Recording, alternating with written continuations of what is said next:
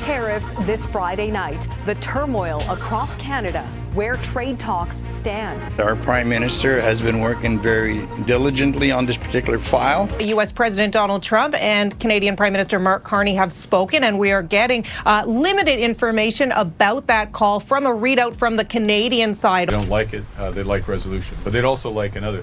They want the right kind of resolution. They want a deal that makes sense for Canada, that makes sense for Canadian business. The world often shifts not with a bang, but with quiet, deliberate moves that few notice until it is too late. Imagine a colossal vessel sliding silently out of Canada's western coast, loaded with liquefied natural gas, its bow pointed directly toward Asia. No breaking news banners, no political fanfare, just a single journey carrying the weight of 75 years of energy history. What makes this moment even more striking is that for the first time, Canadian energy is moving abroad without passing through American hands. This is more than just a shipment. It is a symbol of transformation, a sign that the continent's old order may finally be unraveling. What unfolds next will surprise you because the story is not about trade disputes or tariff fights alone. It is about a deep structural realignment that Washington never expected. We will reveal this in detail later in this video.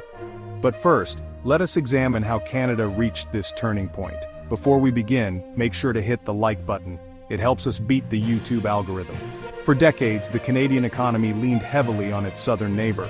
Roughly 90% of oil exports moved directly into the United States, fueling refineries and stabilizing American energy markets. Washington presented this as a partnership, but in practice it resembled dependency. America, with its massive demand, became accustomed to Canadian supply, as if it were a permanent entitlement. Canadian oil and gas flowed reliably, shielded from the volatility that plagued suppliers in other regions such as the Middle East or Venezuela. That dependability helped keep American fuel prices stable and industries competitive. Yet beneath the surface, a quiet tension brewed. The arrangement limited Canada's choices, binding it almost entirely to one market. With so much of its output locked into the American system, Ottawa often had little bargaining power. The question was not if, but when. Canada would search for an exit, and as events unfolded, that exit would take the shape of steel pipelines and concrete terminals stretching toward the Pacific. Before we continue, make sure to hit the subscribe button. It really helps the channel grow. The turning point came when tariffs became a weapon. On the 1st of August 2025, the United States imposed a 35% tariff on Canadian energy exports. The move was intended to pressure Ottawa, forcing concessions and keeping the northern supplier within Washington's grasp. Instead, it had the opposite effect. Rather than kneeling to the pressure, Canada accelerated plans already in motion. At the center of this shift stood an $18 billion liquefied natural gas terminal in Kitimat, British Columbia. At the time of the tariff announcement, construction was nearly complete, 98% finished. Within days, the first shipments were prepared to head directly to Asia, bypassing the American system entirely. What had been an abstract strategy suddenly became reality. Canada was no longer chained to the United States as its only buyer. To understand the weight of this change, one must look back to the 1970s. During the 1973 oil embargo, Americans endured long lines at gas stations while their economy faltered under the strain of withheld supply. Since then, Washington worked tirelessly to secure energy sources, relying on Canada as a safe and stable provider. Canadian oil production, averaging nearly 4.9 million barrels a day, became a cornerstone of that strategy. About 4 million of those barrels, roughly 80%, streamed directly southward. It was an arrangement that insulated the United States from crisis elsewhere. Political instability in Venezuela, or conflict in the Persian Gulf, posed little danger because Canadian shipments seemed invulnerable to disruption. But that assumption has now collapsed. As of July 8, 2025, Canadian energy is no longer confined to American pipelines. Dependence, once seen as strength, is now revealed as weakness, and Washington faces a reality it never planned for: losing grip over the lifeline that powered its economy for half a century. Energy dependence can be compared to a relationship where one side provides stability and the other takes it for granted. Canada filled America's needs reliably while sacrificing its own flexibility in the global market. The Trans Mountain Pipeline expansion, for example, has already redirected flows eastward across the Pacific. Since its launch, average shipments of more than 207,000 barrels a day have gone directly to China. That crude would once have been absorbed by American refineries. Now it fuels Asia's manufacturing and industry. But oil, significant as it is, represents only the opening act. The real transformation lies in liquefied natural gas. Unlike oil, natural gas can be cooled, compressed, and shipped in volumes that make global transport practical. LNG is not just another commodity. In its liquefied state, it takes up 1/600th of the volume it occupies as a gas, allowing massive quantities to be transported across oceans. Canadian geography offers a unique advantage. From British Columbia's coast, tankers reach Asian ports in nearly half the time it takes from America's Gulf Coast. Time in energy markets translates directly to cost and reliability, giving Canada a strategic edge. Contracts signed with Asian buyers are not fleeting agreements. They are long-term commitments that stretch across decades. Once sealed, those contracts lock in supply regardless of election cycles or policy changes. The Kitimat terminal, central to this transformation, has the capacity to ship 14 million tons of LNG annually in its first phase alone. Expansion plans could double that figure, cementing Canada's role as a major global supplier. Each tanker that departs carries enough energy to keep a mid-sized North American city running for a week. The deeper implications stretch beyond fuel prices. Canadian natural gas does more than heat homes. It supports industries that create the plastics in everyday devices, the fertilizers that nourish crops, and the synthetic materials that form clothing. When supply chains that relied on discounted Canadian fuel begin to fracture, the effects ripple widely. Costs rise not only at the pump, but across entire economies. For decades, cheap Canadian energy acted like a hidden subsidy for American prosperity. It lowered transportation expenses, manufacturing costs, and even grocery bills. Trump's tariff strike, intended as leverage, has become a catalyst for change. By pushing Canada to diversify, it has torn apart a 75-year supply chain that integrated the continent's economies. Canada, meanwhile, is quietly securing resilience and profit by looking west. Asia's appetite is vast, and Canada is positioning itself to meet it. In Tokyo, policymakers view Canadian LNG as a cleaner bridge, while renewable capacity grows. Surrounded by geopolitical uncertainty, values stable routes that bypass conflict zones. China, with its enormous industrial base, sees Canadian supply as a way to secure growth without depending entirely on politically sensitive regions. The economics favor this shift as well. Asian LNG prices are often 40% higher than those in North America, meaning Canadian producers not only diversify, but earn more. Once that revenue stream begins, there is little incentive to revert to the old pattern of selling cheaply to America. Dependence has transformed into choice, and choice brings leverage. The quiet revolution underway is not just about energy, but about sovereignty and economic power. At this point, the secret hinted at earlier becomes clear.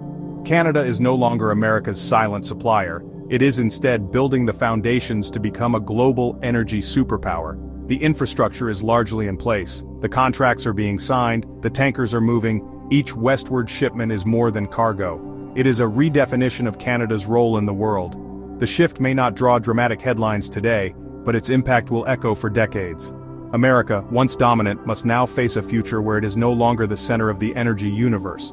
And Canada, for the first time, has the freedom to choose its partners based not on necessity, but on opportunity.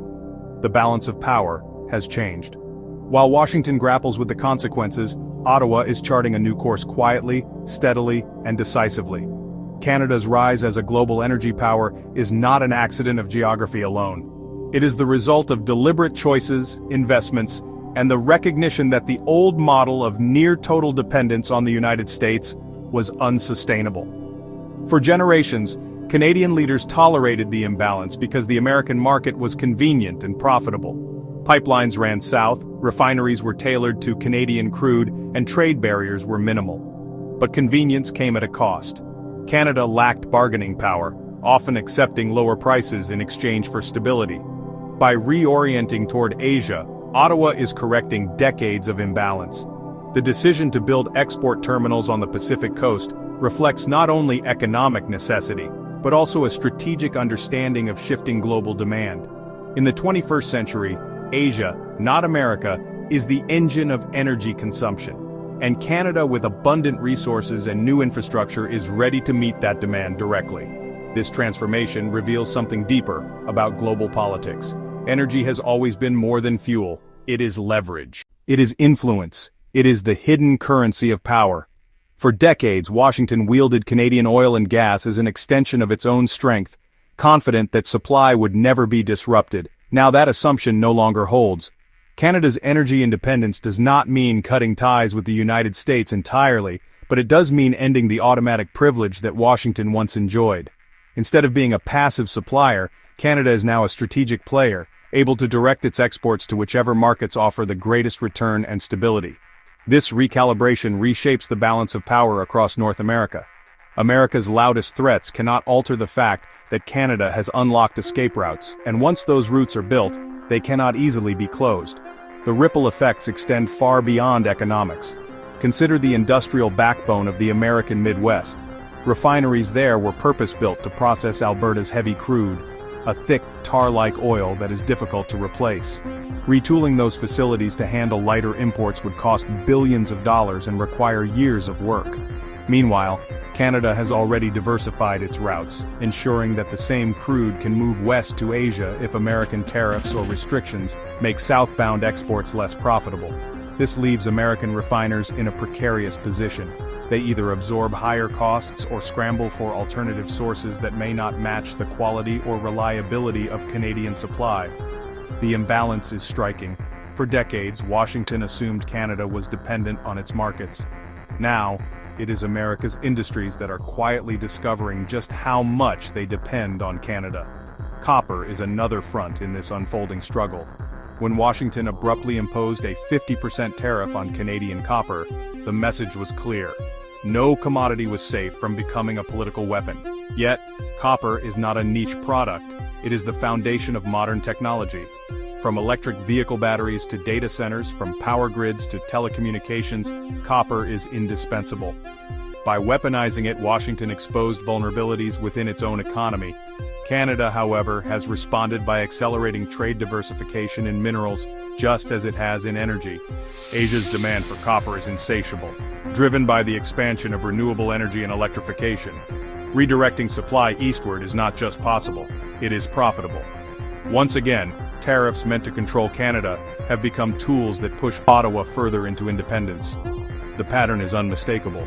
Every attempt to tighten control has the unintended consequence of driving Canada to explore new horizons. Asia, for its part, is seizing the opportunity with remarkable speed. Japan, haunted by the memory of the Fukushima disaster and committed to reducing reliance on nuclear power, views Canadian LNG as a bridge toward a cleaner energy future. South Korea, encircled by regional tensions, values the security of shipments that bypass contested waters. China, with its vast and growing industrial base, is eager to secure long-term contracts that ensure uninterrupted supply. Each of these nations understands that energy is more than a commodity, it is a guarantee of stability. That is why they are willing to pay premiums and sign contracts spanning decades. For Canada, this locks in steady revenue streams at higher prices than the American market ever offered. For Asia, it secures a vital lifeline. And for Washington, it signals that influence built on energy dominance is slipping into history. The financial markets have already begun to reflect this shift. American energy giants that once thrived on the certainty of cheap Canadian imports are now under pressure. Profit margins shrink as supply becomes less reliable and costs rise. Investors, always alert to long-term trends, are redirecting capital. Billion-dollar projects designed around the assumption of endless Canadian crude are being reconsidered, delayed, or cancelled outright. Meanwhile, Canadian firms see their valuations climb as Asia signs multi-dead deals. The silent revolution taking place in energy corridors is mirrored on trading floors, where confidence in American dominance weakens while Canada's prospects grow. This transformation underscores a larger truth.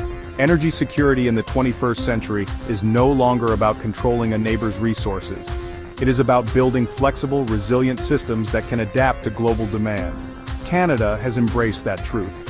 While America risks clinging to a model that no longer exists, the irony is difficult to ignore. Washington's tariffs meant to safeguard American independence are in fact accelerating its vulnerability. The goal was to weaken Canada's bargaining position and secure favorable terms for American industries. The result has been the opposite. Canada is strengthening ties with global partners and earning more money in the process. Asian LNG prices, roughly 40% higher than North American rates, make diversification not just strategic but financially irresistible. Once those revenue streams flow, returning to the old dependency model would make little sense. Ottawa's decision is not driven by retaliation but by opportunity. The very measures designed to tighten America's grip have instead loosened it permanently. This is the paradox at the heart of the current moment. An attempt to assert dominance has created a rival. Europe, still reeling from the energy crisis that followed the war in Ukraine, is also watching closely. Discussions are already underway about expanding Canadian LNG exports across the Atlantic, creating a three-ocean strategy that reaches Asia, Europe, and the Americas simultaneously. Such a network would transform Canada from a regional supplier into a true global power with multiple outlets for its resources. The construction of Atlantic-facing terminals is still in its early stages, but the logic is clear. Europe seeks reliability and stability after years of depending on Russian gas. Canada can provide both. If these plans materialize, Washington's role in transatlantic energy security could diminish, replaced by Ottawa as the partner of choice. The ripple effects of such a development would touch not only economics but diplomacy and defense. Energy has always shaped alliances, and Canada is quietly positioning itself as a partner too important to ignore. Remember to hit like and subscribe.